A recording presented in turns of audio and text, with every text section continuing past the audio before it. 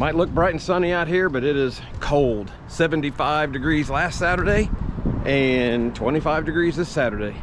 The other day, one of our daughter's friends come over, and we walked outside and noticed that her car was leaking fuel. So here's the culprit. 2009 Chevy Cobalt.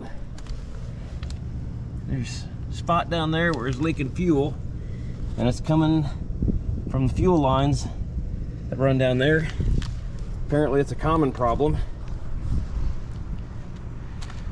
So we are going to get the barn warmed up. We're going to push the car out into push the car backwards into the barn, and we're going to cut out a section of that, and we're going to replace it with some new.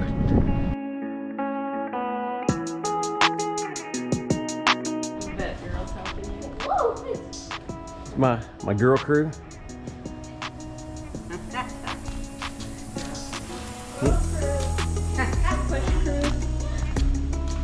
Car's in here, gonna get it jacked up, crawl underneath it.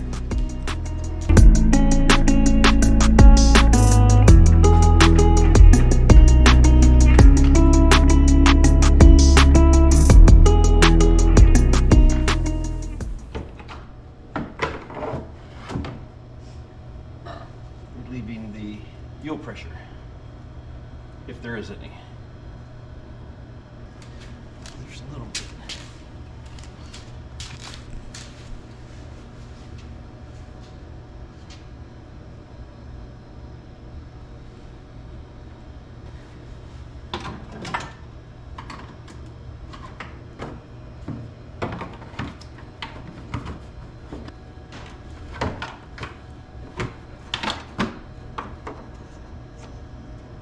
There we go.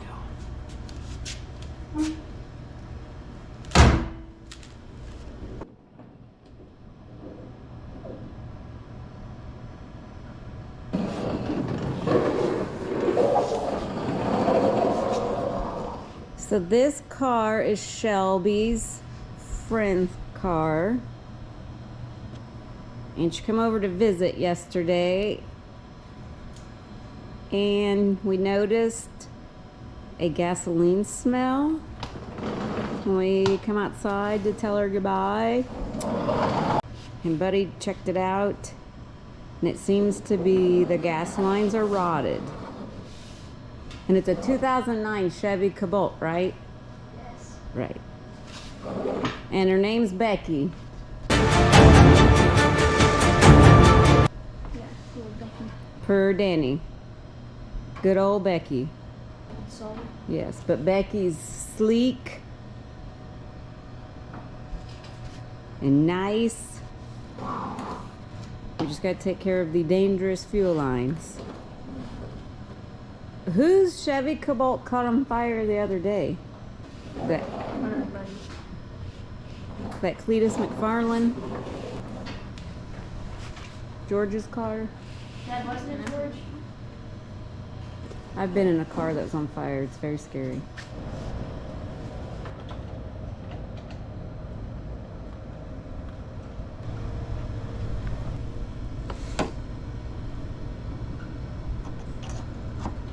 Are you getting anywhere?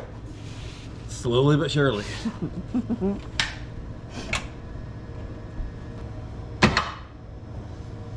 These clips are not made to come out. Smell that gasoline. That is where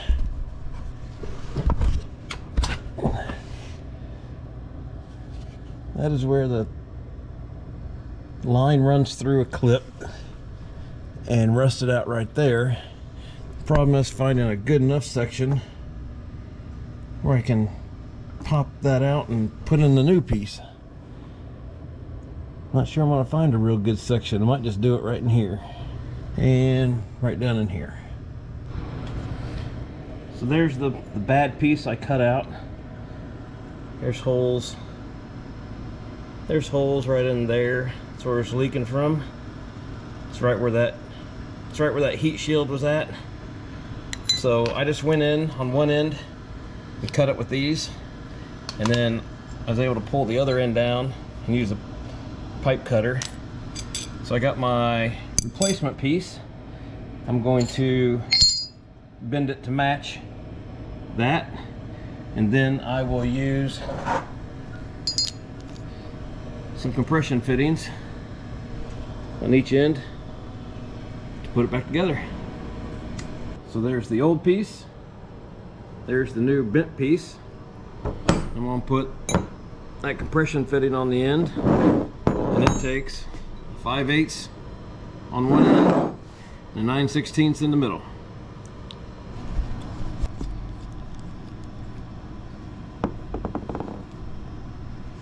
Crush sleeve. So you put this end on here, crush sleeve on just like that.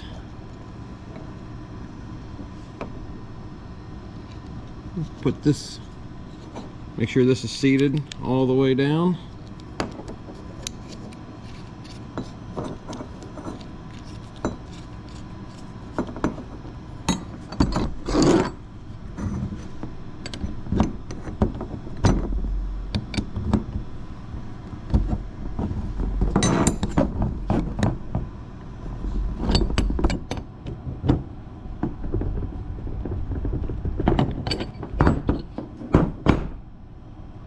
There you go, good and tight. Want to make sure you don't over tighten these because they will break.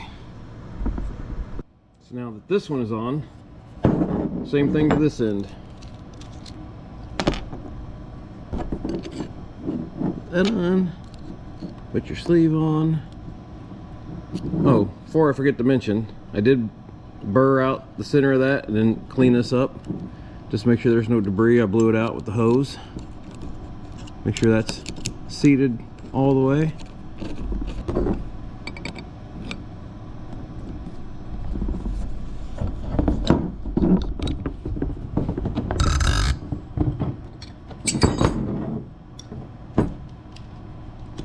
Should be good.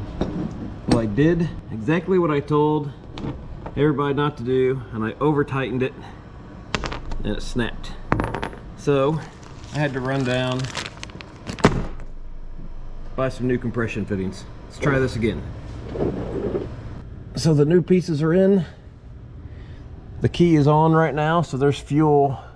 I don't know if you can see up in there. So there is fuel pressure. Nothing is leaking. So that's good.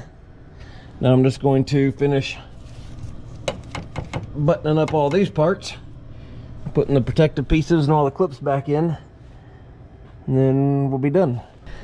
And what I did find was, aside from over tightening that and breaking it, this one that came in the same kit with the tubing piece that I bought, there's like an 18-inch tubing piece and it had the fitting in it.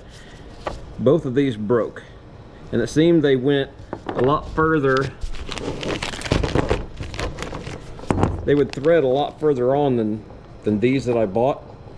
And I think they were bottoming out before they were getting tight, but they're a little bit deeper. You can see there's a difference there. I think that little bit made a difference and busted them. But the new ones I bought are great. I still have an extra piece of tubing. I'll probably just keep that. Keep the extra fittings. You never know when you might need to replace another piece of it. Oh yeah, and that didn't work. It was too small. It's for brake lines. This is the part number that came with those bad fittings that both broke. It is Dorman part number 800-153, 18-inch steel line replacement. The line works okay, but the fitting isn't worth it.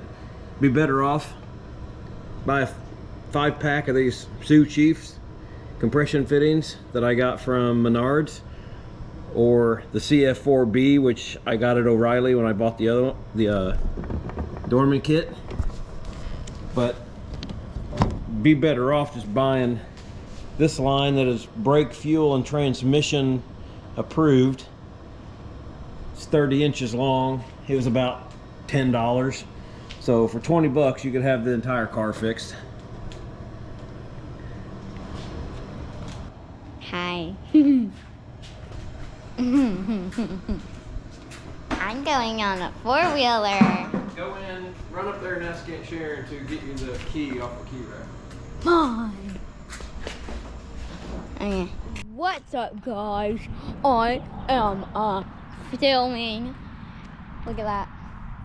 Beautiful view. So my apologies for not getting as much footage as I would have liked to get on the car, but kind of hard to be up underneath it and get any real good footage. Simple breakdown of what I did. I isolated where the leak was at, which was right where it is on most Cobalts. It's a heat shield comes down into a clip right by the gas tank and the frame, in front of the in front of the driver's side rear tire. I found a good section before it and found a good section after it. I marked them. I removed some of the clips that were holding it up underneath, but it's, you know, just a couple screwdriver clips and prying everything out just to get some free movement on the lines. I took a pair of tin snips, snipped one end. I was able then to pull the line out and put the pipe cutter on it. I cut the one end, and then I come back and pulled the other end out where I just snipped it with the tin snips and used the pipe cutter on that as well. Then I took my replacement piece, my replacement line, and I bent it to match the piece that I had cut out, and then I cut it to length, put the fittings on, and then just put the replacement piece in and tightened it down. Of course, snapping a couple, but remember, if you buy that kit, that 18-inch length steel kit, I think I got it at O'Reilly, is like $7 or $8. The fittings in them are not any good. Save yourself the frustration and just go. I got for like $2 a piece. I got a pack of 5 at Menards for under $11. They worked great. Everything tightened up, no leaks, and hopefully it holds up for her. I would like to replace the entire line. They have a replacement line that goes clear from the engine all the way back to the tank. I would like to do that, but she needed the car really quick because she had to get to work and was actually borrowing a ride and walk to work one day.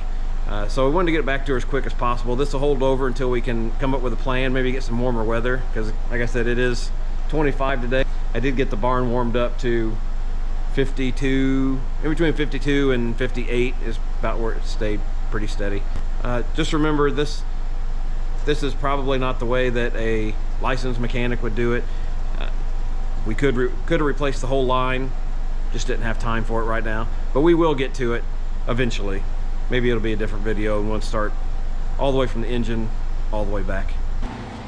So there you go, another good deed for one of the girls' friends. Just I don't know, in reality it probably only took about an hour worth of work just to cut the line and put a new one in, but need to make it safe for her. Couldn't have it catch it on fire, which they are known for. So remember, this is not an instructional video. This is just how I fixed it. What I would have really liked to do is replace the entire line, but that wasn't an option right now. But we're looking at that still, just to get those compression fittings out of there. But if you liked the video, please like, comment, subscribe. You know, how have you guys fixed yours? Put some comments down below. Let me know. You guys might have some good tips and tricks that I can do when I go through it again on the same car. So put them down below. Let me know what you have to say. See you next time.